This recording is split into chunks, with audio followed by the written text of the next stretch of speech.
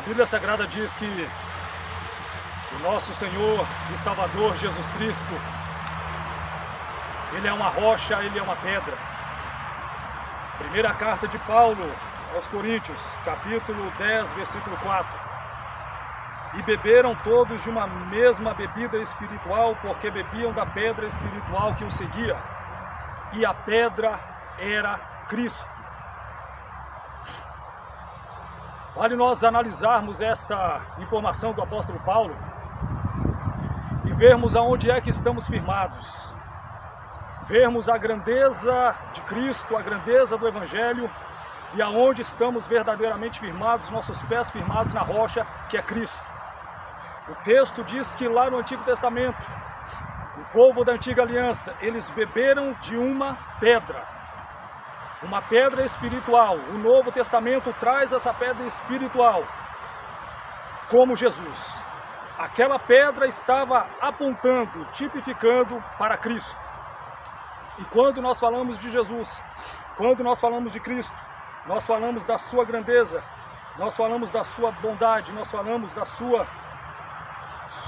sua soberania. No livro lá do Antigo Testamento de 1 Samuel, no capítulo 7 e no versículo 12, nós temos uma informação valiosa para trazer isso, vai nos complementar nesta informação do apóstolo Paulo à igreja de Corinto. 1 Samuel 7,12 diz assim: Então tomou Samuel uma pedra e a pôs entre Mispa e Sem, e chamou seu nome Ebenezer e disse: Até aqui nos ajudou o Senhor. Jesus é a nossa pedra de ajuda, é Ele quem nos ajuda, é Ele que nos fortalece. Porque o contexto aqui deste capítulo 7 de 1 Samuel vai dizer que Israel está numa peleja, numa luta contra os inimigos, contra os adversários. Samuel pega então, depois desta vitória, uma pedra, erige ela e coloca entre Mispa e Sem, e a chama Ebenezer, dizendo: Até aqui nos ajudou o Senhor. Então, todas as nossas conquistas, todas as nossas vitórias, tudo aquilo que nós possuímos passa pelo Senhor Jesus, e é Ele que nos conduz à vitória, Ele que nos conduz a estarmos cada vez mais firmes e operando para a glória do nome dEle. No Evangelho segundo Marcos escreveu, no capítulo 16, o Senhor Jesus, Ele dá uma ordem para os discípulos, para que os discípulos fossem, para que os discípulos pregassem, para que os discípulos evangelizassem e ganhassem almas para o reino de Deus. Só tem um porém: nada nós vamos conseguir, nada nós vamos obter, nada nós vamos fazer sem a ação do Senhor Jesus. Sem o Senhor Jesus presente em nosso meio, sem o Senhor Jesus em nosso meio operando grandiosamente. No capítulo 16, versículos 19 e 20, ora, o Senhor, depois de lhes ter falado, foi recebido no céu e assentou-se à direita de Deus.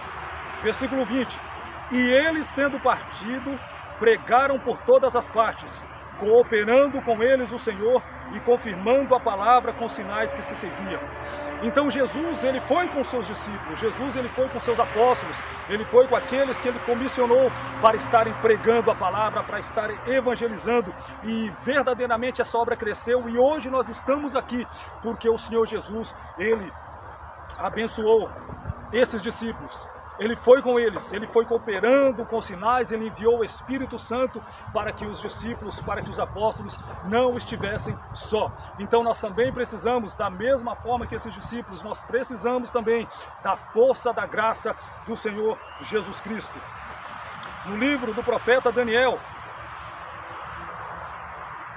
no capítulo 2, Daniel capítulo 2, a partir do versículo 31, olha a informação que nós temos lá no Antigo Testamento, que vai nos remeter a um nível maior, lá na frente, no Novo Testamento. Daniel 2:31 a seguir: Tu, ó rei, estava vendo, e eis aqui uma grande estátua. Esta estátua que era imensa, cujo esplendor era excelente, e estava em pé diante de ti, e a sua aparência era terrível. A cabeça daquela estátua era de ouro fino, o seu peito e os seus braços de prata, o seu ventre e suas coxas de cobre, as pernas de ferro, os seus pés em parte de ferro e em parte de barro.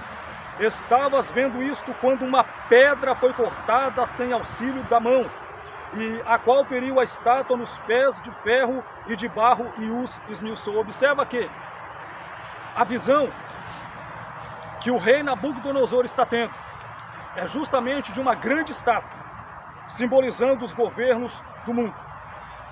Porém, todos esses governos, simbolizado pelo ouro, pela prata, pelo ferro, pelo barro, pelo bronze, todos eles vão passar, querendo ou não, todos eles passam. Continuando a leitura. Então foi juntamente esmiuçado o ferro, o barro, o bronze, a prata e o ouro, os quais se fizeram como pragana das eiras do estio, e o vento os levou, e não se achou lugar algum para eles. Mas a pedra que feriu a estátua se tornou grande monte e encheu toda a terra. Isto fala da obra grandiosa do Evangelho do Senhor Jesus Cristo, que tomará conta de toda a terra. O reino de Jesus é o reino que subsiste eternamente. E todos os reinos que são contrários a Cristo, eles vão passar. No livro do Apocalipse, capítulo 19, Apocalipse 19, do 11 ao 15, olha a informação que nós temos sobre o governo de Cristo. E viu o céu aberto, e eis um cavalo branco, e o que estava sentado sobre ele chama-se Fiel e Verdadeiro, e julga e peleja com justiça. E os seus olhos eram como chama de fogo, e sobre a sua cabeça havia muitos diademas, e tinha um nome escrito que ninguém sabia senão ele mesmo, e estava vestido de uma veste tingida em sangue, e o nome pelo qual se chama é a Palavra de Deus. E seguiam os exércitos no céu em cavalos brancos e vestidos de linho fino, branco e puro. E da sua boca saiu uma aguda espada para ferir com ela as nações. E ele assegerá com vara de ferro. E ele mesmo é o que pisa o lagar do vinho do furor e da ira do Deus Todo-Poderoso. Futuramente o Senhor Jesus Cristo ele vai esmagar todos os governos que são contrários a ele. Aquela visão que o profeta Daniel está tendo de uma pedra vindo e batendo na estátua e destruindo a estátua e esmiuçando ela, aponta para uma pessoa, aponta para uma obra, aponta para o Senhor Jesus Cristo, a pedra do juízo. Se lá em 1 Samuel capítulo 7:12 nós temos a pedra de consolo, a pedra de ajuda, que é o Ebenezer, que é Cristo Jesus, o nosso Senhor. Em Daniel nós temos a pedra do juízo, que vai trazer juízo sobre todos aqueles que rejeitaram a ele, a sua palavra e o seu evangelho. Para finalizar, no livro, na carta de Paulo aos Efésios, capítulo 2, Efésios capítulo 2,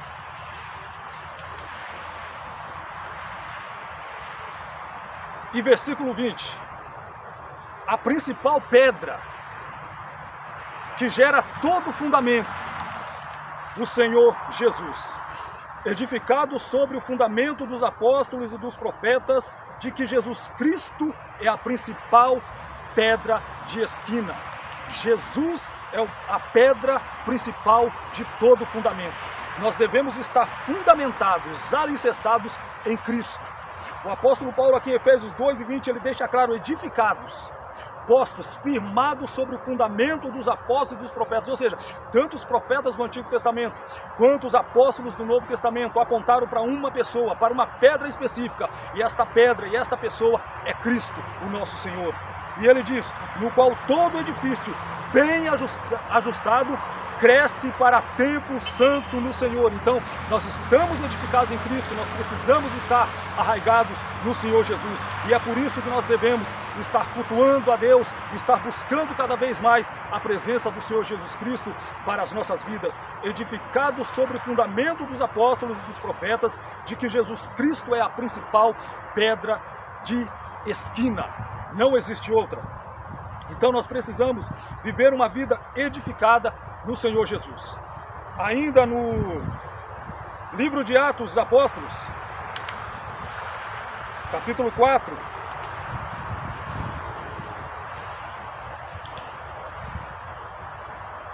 versículos 10, 11 e 12.